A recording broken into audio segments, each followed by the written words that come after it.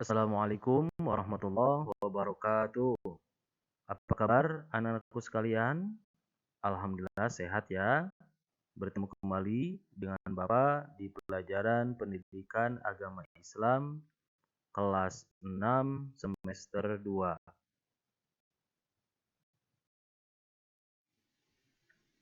Sebelum belajar, mari kita berdoa terlebih dahulu. Bismillahirrahmanirrahim. Rabbi zidni ilma warzuqni fahma waj'alni minasyolihin. Teman-teman sekalian, tekan dulu lonceng, like, dan subscribe-nya ya.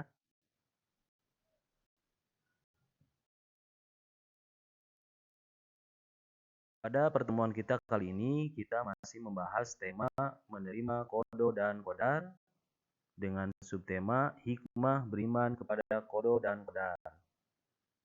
Adapun tujuan pembelajaran yaitu memahami hikmah beriman kepada kodo dan kodar. Anak-anakku sekalian, masih ingat beriman kepada kodo dan kodar termasuk ke dalam apa? Beriman kepada kodo dan kodar termasuk ke dalam rukun iman yang ke-6. Beriman kepada kodo dan kodar artinya percaya dan meyakini dengan sepenuh hati bahwa Allah SWT sudah menentukan segala sesuatu bagi makhluknya. Ketentuan yang terjadi pada makhluknya itulah yang disebut dengan takdir Allah Subhanahu wa Ta'ala. Beriman kepada kodo dan kodar, hikmah beriman kepada kodo dan kodar. Yang pertama, membangkitkan semangat kerja dan belajar. Dengan kita semangat bekerja serta belajar, maka kita akan menjadi orang yang berhasil atau orang yang sukses. Sebagaimana Allah SWT berfirman dalam Quran surat Ar-Ra'd ayat 11 yang artinya Allah tidak akan merubah keadaan suatu kaum sebelum mereka mengubah keadaan diri mereka sendiri. Jadi ketika kita ingin sukses, ingin berhasil, maka kuncinya dimulai dari diri kita sendiri dengan rajin berusaha dan tentunya berdoa kepada Allah Subhanahu wa Ta'ala. Yang kedua, yaitu terjaga dari sikap takabur. Takabur adalah salah satu sifat yang dibenci Allah Subhanahu wa Ta'ala. Takabur artinya merasa diri lebih hebat dari orang lain atau menolak apa yang benar dan menganggap hina kepada orang lain. Dengan kita beriman kepada kodo dan kodar, maka kita akan terhindar dari sikap takabur ataupun sombong dan akan memiliki sikap tawadhu atau rendah hati. Dengan tawadhu, kita akan senantiasa membantu orang yang membutuhkan dan juga menghormati orang lain, terutama menghormati orang yang lebih tua dari kita dan menyayangi orang yang lebih muda dari kita. Yang ketiga, giat beribadah dan berdoa, seperti melaksanakan sholat fardu berjamaah di masjid bagi laki-laki karena pahalanya 27 derajat. Kemudian tidak lupa berdoa kepada Allah Subhanahu wa Ta'ala karena Allah SWT berfirman, "Ud'uni astajib lakum." Barang siapa yang berdoa kepadaku, maka akan aku kabulkan.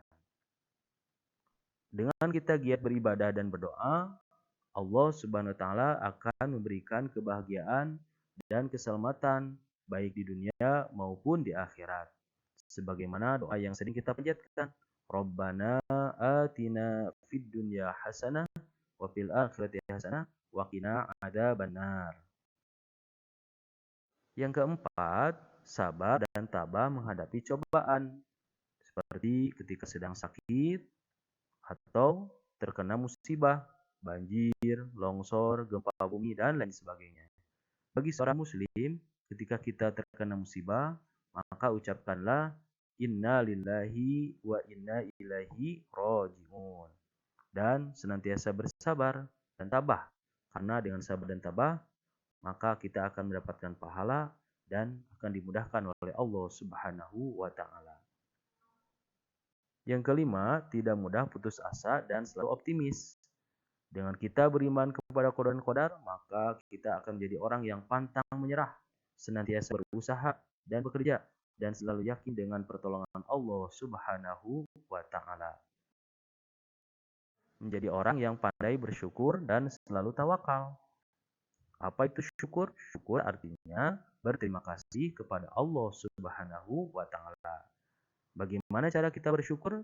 Di antaranya dengan mengucapkan Alhamdulillahirabbil alamin.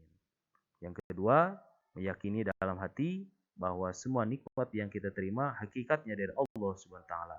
Yang ketiga, pergunakanlah nikmat tersebut untuk beribadah kepada Allah Subhanahu wa taala.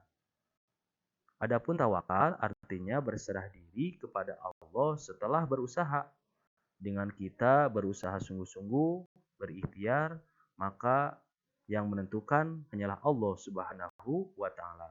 Karena Allah Maha mengetahui apa yang terbaik bagi hambanya.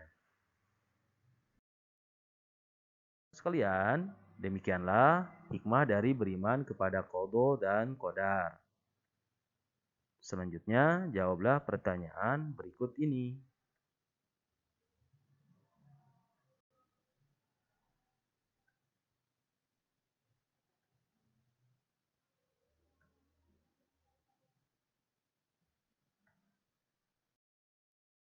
Demikianlah pertemuan kita kali ini.